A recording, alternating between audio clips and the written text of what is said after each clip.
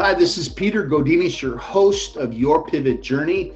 And everybody is making a pivot right now, especially people in sales and marketing. And I have somebody who I met years ago, we won't say, well, that I really respect, and his journey has given him a lot of insight, that I've asked him if he would just give us some insights in regards to what it takes to sell and market, and especially after the pandemic. And that's Dave Squires. And Dave, why don't you say hello to our audience and tell them a little bit about yourself? Well, good morning, afternoon, evening, or whatever it might be when you're viewing this. My name is Dave Squires, as Peter said. He's being a little bit clandestine and talking about how long ago we met. It was almost 40 years. So it's been a long time. But anyway, I've had a wide range of career positions within marketing, sales, business development, mostly in high-tech areas, especially in the last 20 years of my career. So I've been in everything from field sales assignments to field sales management assignments to headquarters marketing assignments, on into working for software startups and working for well-established privately owned businesses that do international business. So kind of had a wide array of exposure to some of the topics that we're going to talk about today, Peter. You actually have spent a good amount of time in technology. And although I consider you really a good marketer and a good salesperson, you really have saturated yourself with a lot of technology over the years. So, can you share with us what technologies that you're aware of that support the sales and marketing efforts of an organization or even a person? Sure. The only right way to answer that is it depends. You have to match the technologies and tools to the needs of the marketing tactics and the sales cycles that are specific to the product and the industry. Of course, the trend is towards SaaS, software as a service solutions that can be accessed from any online connection, including a mobile phone. I mean, everybody is mobile today, so they're going to want to have those connections. I think the most famous of those is Salesforce.com, and I think most people are familiar with that. If not, if they haven't used it, they're probably familiar with hearing the term and hearing about its success, because they really were one of the early SaaS or software as a service successes. And they've really taken the industry by storm. But there are many others, both generic in design that compete with Salesforce, as well as those that are, and they're configurable. So they can be tailored somewhat to an individual specific application. And there's some that are specific to industries.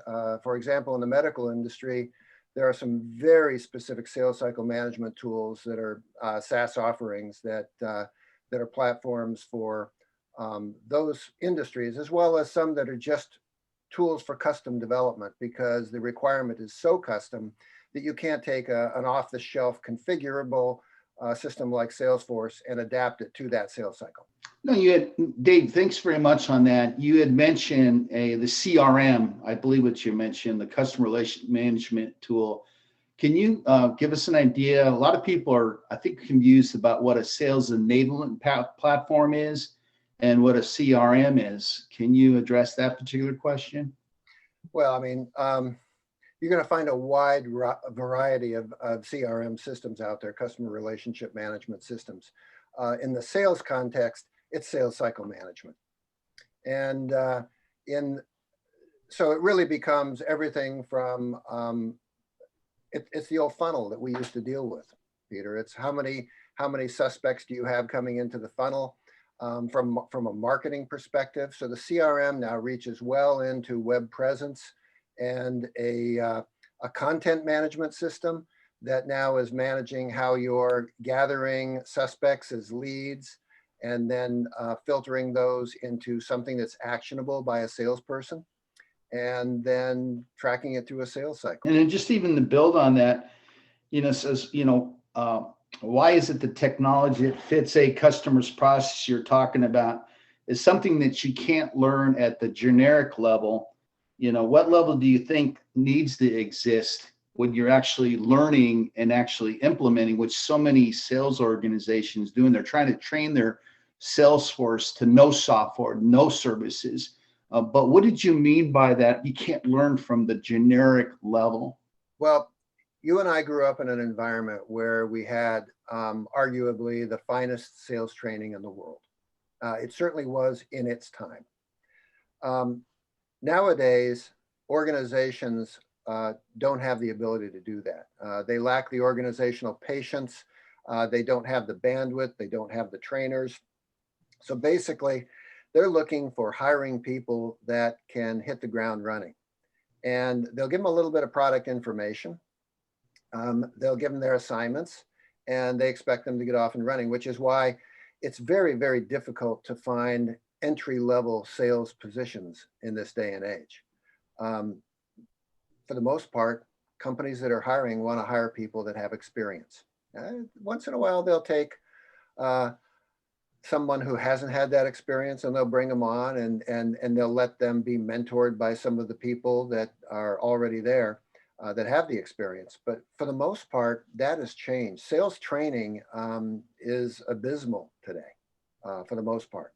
It's light product knowledge and go out and get them and hope that they succeed. So it's really up to the individual salesperson to invest in themselves and find the resources, be creative, find the resources to go deep.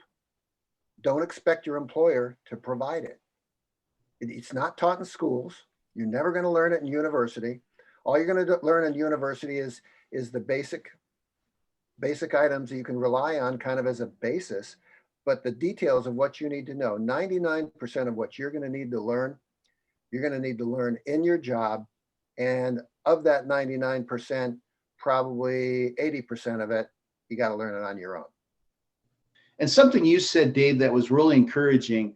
I've gotten this feeling that possibly, the sales profession is at risk simply because nobody really trusts and values, a salesperson. And even, I agree with you, Dave, the actual training back then, it was spin, and spin actually is coming back. The situation, problem, implementation, needs, payoff. But let's break that down. Situation.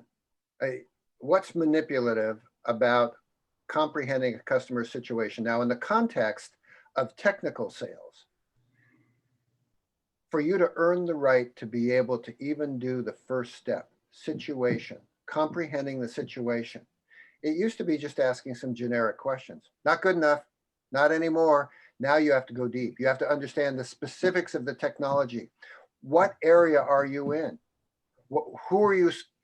You got to know the details of the technology, and you have to bring a perspective to the party on the specific technology options that are available to that area that someone else can't do. You've got to demonstrate that you can do it better than anybody else. So again, right at the beginning, there's nothing really manipulative about understanding the situation. And then if you understand that situation, you'll develop an understanding of where the problems or the opportunities. Now, yeah, make them sick, make them better is what we used to say, right? Yeah. It's not that simple, because technology is changing so rapidly, and every shift in technology brings along an opportunity for someone to reinvent their world in just a little way. And that little way helps them get to the goal of faster, better, cheaper, continuous improvement every single year. I mean, they've got to be able to do that every year for them to keep their jobs and for them to keep the budget allocation that they're going to get to their department. So what they're looking for is that competitive edge, because everybody else is vying for the same CapEx dollars that they are. And everybody else is vying to keep the number of people that they have, or everybody else is vying to make sure that they continue to keep the grade levels that they have and the importance within the organization. So if they don't adapt, they slowly die. And so that is the overall problem with technologies. You don't need to make them sick and make them better. They already know that they need to watch where technology is going and not necessarily be on the bleeding edge, but certainly be able to implement what's going to be important for them to be able to keep that competitive edge within their internal and external environments. Implications, those naturally flow when you have a mastery of the technology that of the field that you're in. Then those implications automatically flow, and the customer understands the needs payoff. I think the back end of the spin model doesn't, maybe that's where it feels like you're telling somebody what they already know. Because if you're doing it right, you're having a conversation to them, an intelligent, deep conversation about their situation and the technology implications of what's going on with that, and they'll understand it. And they'll understand, they'll want to buy. You don't have to sell. No, again, thank you for clarifying that. And maybe it was my own shortcomings in understanding spin and how long it takes. I think the human tendency is to not really listen, but thinking, what question do I need to ask next so I can look good? So, it's one of those things, to your point, it's real important to understand the research, as much research as possible before you go in and ask these questions.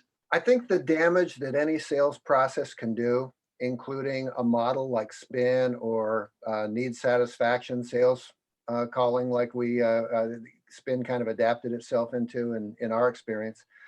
The issue is you can get your head too far into the model.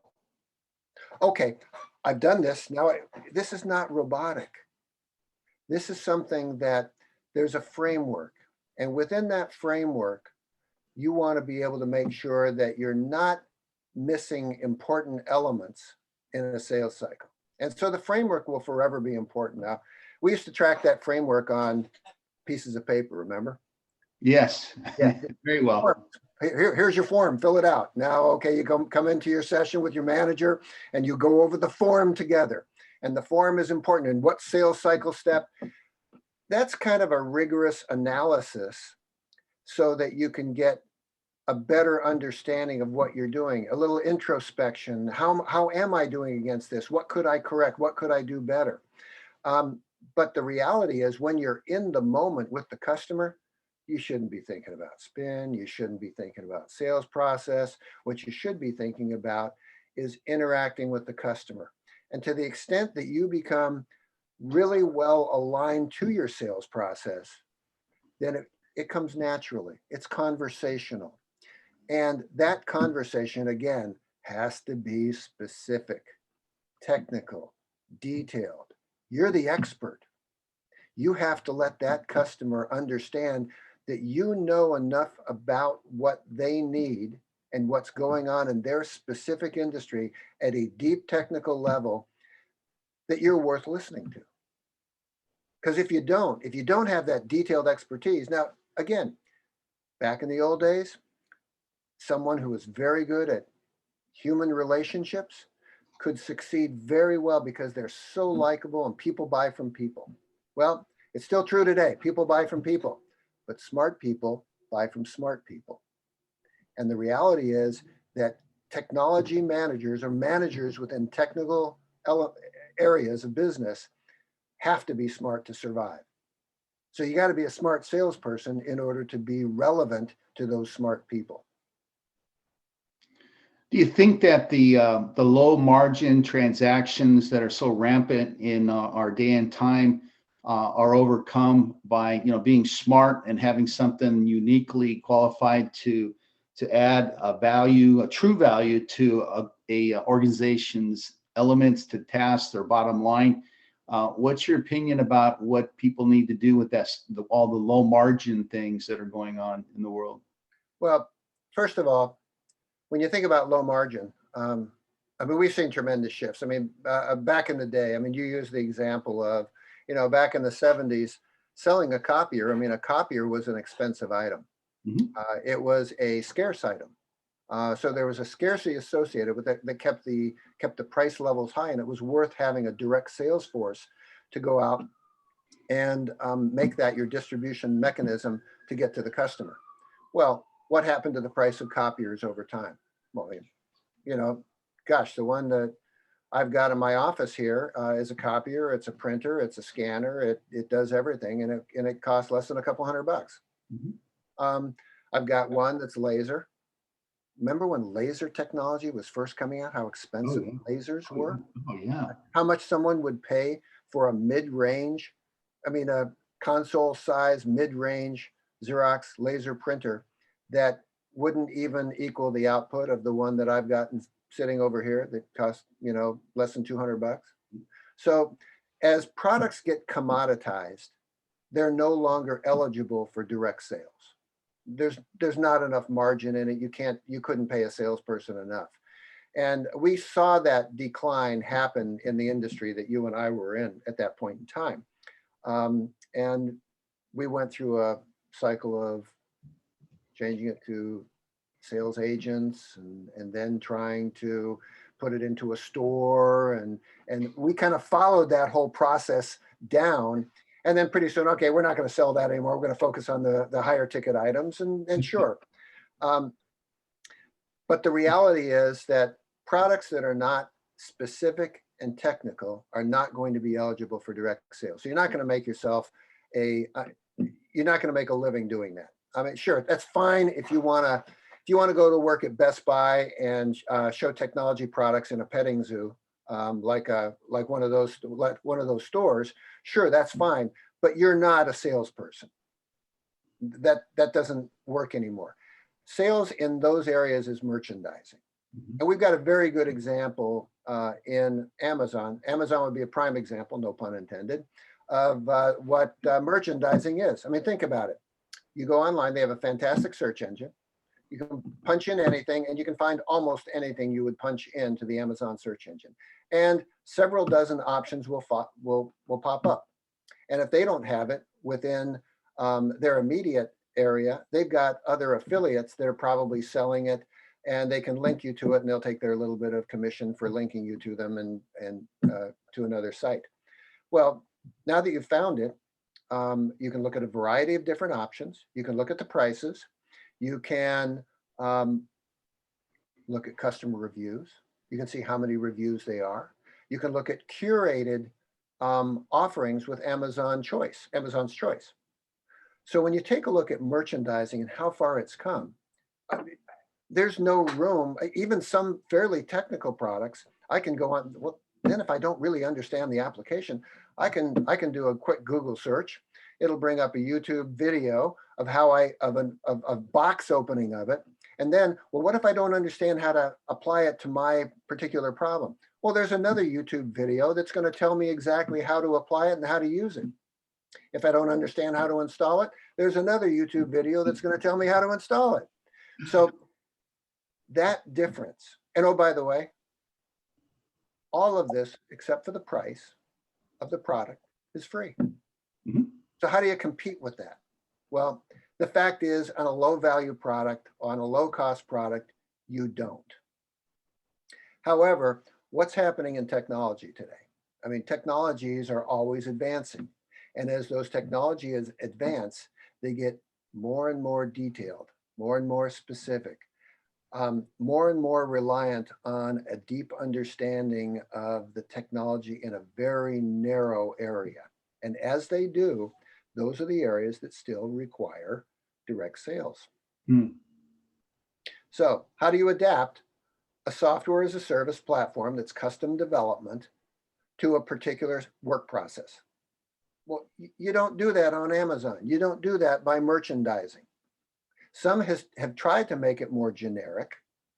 You can go online and buy, CRM systems that are fairly generic and try to adapt them to you. But you'll find that what you're doing is you're doing more of adapting yourself to their platform than you are their platform to what you really need. So if you truly want something that's adapted to your specific area, a lot of times it means some type of configuration or custom development. And as that does, then that requires specific sales. And sales skills then have to include a deep understanding of the software, a deep understanding of the interfaces and how people will interact with it, and then enough of an understanding of what can and can't be configured or developed to match it to the customer's specific work processes. I mean, you see the level of customer intimacy you have to get to to that at a deep technical level to make that work. Well, those are the sales jobs that will never go away. But, just pivoting, Dave, I would love to hear your opinion about all the sales technologies that are going on, the artificial intelligence, the bots, the marketing automation, the funnels. Is there any particular area of that you can actually kind of share with our audience? Well, the bots, all they are is labor savers. That's all it is. Artificial intelligence is just taking processes that are repetitive or simple and then applying computers to be able to do those. I think the most familiar bots that we would think of are customer service bots, because almost everybody, in a B2C world, we're all consumers. In a B2C world, we've all experienced some kind of customer service bot, whether it's robocalls that sound alarmingly like real people, or whether it's calling into a customer service line when you've had a problem and getting this endless loop that you can wind up in. But there are a lot of other bots that are it's starting to go into other areas. I mean, HR, cybersecurity. I mean, there's a wide variety of areas. And I think we're just seeing the beginning of the AI revolution. Artificial intelligence really is just about further automation of work processes to be able to save labor. It really is, and pick up some efficiencies. Now, there are drawbacks and there are positives. The positives are labor savings and productivity improvements. And everybody's always going to be looking for those, because that is how you stay competitive. So you trade off a little bit of CapEx investment for an improvement in productivity. You keep your department competitive, both internally and externally. That's the game. But the downside is they can be customer irritants. I think we've all gotten caught in one of those endless customer service loops where you're just trying to get to a resolution and you just can't get there. You can't get the answer. It loops and it loops and it loops and it loops. Well, most of those are in areas where, at some point you have to think, well, if you're annoying your customer, how does that help you keep them? Well, the answer is it doesn't. And the most flagrant examples that we have of that are in areas where the customer for the service is not the same as the end customer that's experiencing the customer service bot and getting annoyed by them. Great example might be, have you ever had a problem with a FedEx delivery? Well, if you have, and you've tried calling their customer service line, there is no way you can register a complaint.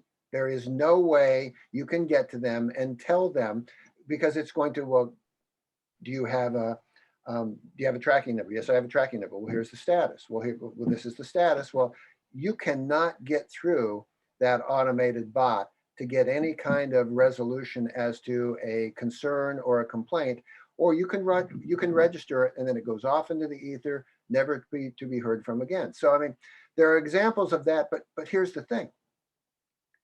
I'm not the one that bought the FedEx delivery. I bought the product that somebody else delivered by FedEx. Until so many people go back to the company and say, hey, FedEx delivery stinks in my area, don't send to me, or give me other options than FedEx. Until it comes to that, they're going to do what they've got a contract with FedEx. It's a great deal. They negotiated down a super deal to get things put onto the porch, even though it winds up halfway in the street. And that's what they will continue to do until the customer who experiences the negative customer service loop, bot loop, goes back to the original supplier and complains to them. And it has to happen in enough cases that they're going to say, maybe it's not worth us shipping by FedEx or UPS or USPS or whomever anymore. No, I mean, that was a great example. And even Dave, to build on what you're saying, I really believe in the 7 steps of the sales process. The most important a salesperson can actually follow is the final one, which is the follow-up. And I agree with you. I just don't think the artificial intelligence would work in the follow-up stage. The thing I'm actually referring to is, a company hiring a young person and having them say, you're going to make 1,000 phone calls this week, and you're going to say the same script, and about 90% of the calls you're going to make are going to just ring or go to voicemail, and you're getting tired of it. But bots, like you said, it's amazingly, it sounds like a real voice, doesn't it, Dave? And having that deliver a script with enthusiasm, and as soon as the person says, "Are you there?" and person says, "Yes," guess it goes to a live voice. Well, most calls, what's that? Most calls, most outgoing, what we would have called telephonics back in the day. Remember, 40 telephonics calls a day. You got to make 40 outgoing calls a day. Those are physical calls by a person. That doesn't happen anymore. I don't know of a single industry that's doing that anymore. They all have call centers with outgoing automated calls to create the initial call, robo-dialing, and then they have the call centers that are automated to where it's directed when an answer comes in, they direct it to the next available operator who then has that script. And about, I would say at least half, maybe 2/3 of the robocalls that I get, if I answer quickly, they hang up because it wasn't directed to the call center person in time. They expect me to do a 3-ring, 4-ring.